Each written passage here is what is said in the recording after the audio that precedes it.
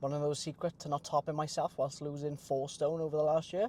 Well, today I'm divulging all. No worries, what can I get for you? Can I get a regular white coffee, please? Anything else? No, that's it, Tar. Next one when you're ready, thank you. Thank you, cheers. I've done it. I've completed dieting. Well, not really, but at least for a while. I don't know if I want to sit looking side on to this camera. I might just have to plonk you dead in front of my seat. Give me 1 second. At the end of 23, I was weighing in at my heaviest, a tasty 189 pounds or about 86 kilos. Fast forward to now, and I'm lighter than I've been since I was 15 years old, which was many moons ago. 128 pound or 129 pound or 59 kilos. I started losing weight in December 2023. And from December 2023 all throughout 2024, I was pretty lenient with my weight loss and still ended up losing about 20 kilos. So I went from December 2023 to December 2024. I pretty much packed it in December and in January because quite frankly, I couldn't be asked to get back on it. And in February, I decided when I launched my 8-week rapid fat loss program, Slay the Scale, that I would do it as well. Because I wanted to be the leanest point that I had ever been. I wanted to be in the prime position to build muscle without regaining all the fat. And I've told myself for years that I wanted to get into really, really good shape, but I've never done it. So this was my opportunity. So when I first started Slay the Scale, I was a little bit heavier than I finished in December 2024. I don't know how much heavier I was, but I think I went into Slay the Scale at 68 kilos, I want to say. And over the course of those 8 weeks, I lost 9 kilos. So in total, since the end of 2023, starting at 86 kilos, finishing on 59, I'm down 27 kilos. That is a crazy amount of weight when you think about it. I won't lie, the last 8 weeks have been really tough. I almost shed tears turning down garlic bread one evening, and the thought of an almond croissant gave me a semi. It was the first time I really had to shift my mentality because I was quite free with the choices I made losing weight in 2024. You know, I decided not to track on weekends because we were out for food and I didn't want to have to worry about the calories on the menu. I just made sure I wasn't a dick when I did eat out. But over the last 8 weeks, I just couldn't eat like that. I had limited calories, I couldn't be as lenient with my choices. But I followed a few main principles that I not only use for myself, but also my fat loss clients that enabled me to stick to the process to end up losing 27 kilos. First, I tried not to be a dick with my activity. I sit at a laptop all day. I'd be lucky if I get around 3,000 steps by the time I finish work. So I had to buy a walking pad, I'll be honest. On the days that I was under 3,000, I made sure to hop on the walking pad in the evening. And if I didn't walk on the walking pad in the evening, I made sure on the days that I did have more time to get out for a long walk, I did that. So if I ended up getting 5k steps on a day that I was working, on the weekend, I'd go out and get 14, 15,000. I didn't give myself a really unrealistic target of like 10k a day like other Wally coaches out there would give you. I just knew that would not happen with the time that I have available. So I just slowly increased my target over the course of the 8 weeks. I think I average between 6,000 and 7,000 a day now. It's not undoable for most people. A lot of the times that I've tried to lose weight, I've always felt uncomfortably hungry. I just didn't have the right things in place throughout my diet to avoid that happening. Whereas this time around, I didn't really struggle with that. Not until the last couple of weeks anyway. Like I made sure to get 1.8 to 2.2 grams of protein per kilo of body weight because, say it with me, protein is the most satiating macronutrient. It takes longer for our bodies to break down, which means it's in our system longer, which means we stay full for a longer period of time. As time has gone on, my weight has come down, my calories have gone down, my protein target in accordance with those things has also come down. So I've never really struggled to hit that protein target, especially in my weight. However, this has meant the lower my calories have gone, the less lenient I could be with the choices I was making. Single ingredient sources of everything were my best friend over the last 8 weeks. Like I didn't really have the flexibility to fit in a protein bar or a protein snack because A, they weren't filling enough, and B, the protein to calorie ratio isn't quite as good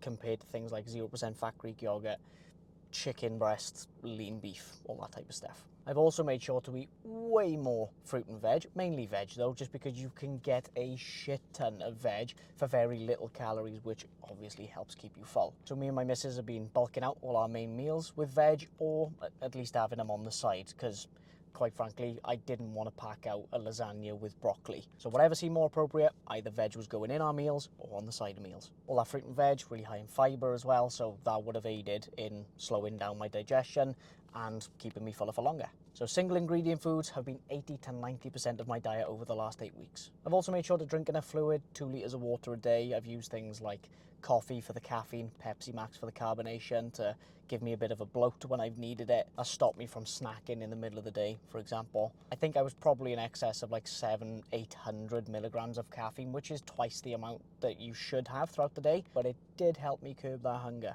Throughout 2024, I didn't really rely on things like Pepsi Max or caffeine to stay full.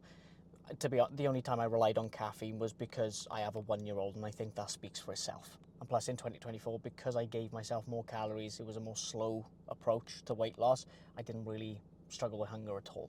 I'm sure this goes without saying, but to make sure that I was within my calories, that I could make as much progress as I have, I've made sure to track everything, especially over the last 8 weeks. Like I said, in 2024, I gave myself a bit more freedom. I didn't track on the weekends if we were out for meals, stuff like that. But over the last 8 weeks, to lose the last bit, to become the leanest I have ever been, I tracked every single day. Weekends, meals out, everything. I lied, there were a couple of meals out that the calories weren't on the menu, but I made sure to bank calories earlier on in the week on the lead up to that meal out. And not only that, but I'd often skip a meal in the morning to make sure to overestimate the amount of calories in that meal out so I'd be covered. Again, I'm lying, I also didn't track spices or low calorie soft drinks, because if you do, you're a bit of a wet wipe. But fruit and veg, tracked it. Meat, poultry, fish, tracked it.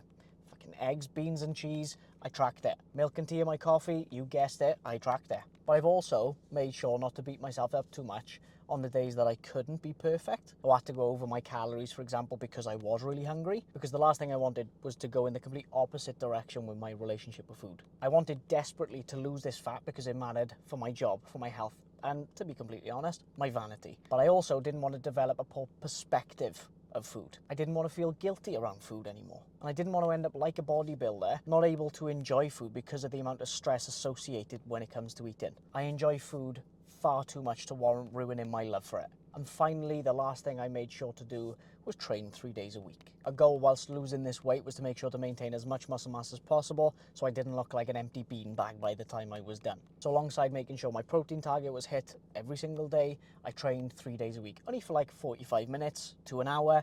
I'm a busy boy, Howard Moon, man about town. If you know, you know. But because of the time I have available, I just made sure those 45 minutes to an hour sessions were very high quality. They were intense. It was nothing fancy or basic movements. I just focused on progressive overload the entire time. I was pushing myself. And based on the evidence, I think I did a pretty damn good job in maintaining as much muscle mass as I could whilst losing all this fat. To be honest with you, that's it. Those are the things I've been consistently plodding along with to make sure I could lose 27 kilos over the last 15, 16 months. And this is going to sound a bit shit, but truthfully I've noticed for myself, and not only me, but my clients over the last 7 years, that we all have a little bit more fat to lose than we realise. And when it comes to that last push, that last 8 weeks, when you really just want to pack it all in because you're using a lot of headspace to tackle cravings, you're having to use more willpower than you ever knew existed on this planet to not dive headfirst into a bag of sweet chili sensations or pack of Cadbury nibbles. That last bit, when you feel that way, having something or someone to be held accountable to is fucking essential. Which is why I decided to join my own fat loss program along with the 18 other women who did it. Because although I was leading from the front, them showing support to one another, being a part of that group, experiencing the same things they were, not only helped me coach more efficiently and empathize with them a little bit better, in turn, because I was with a load of people who were trying to do the same as what I was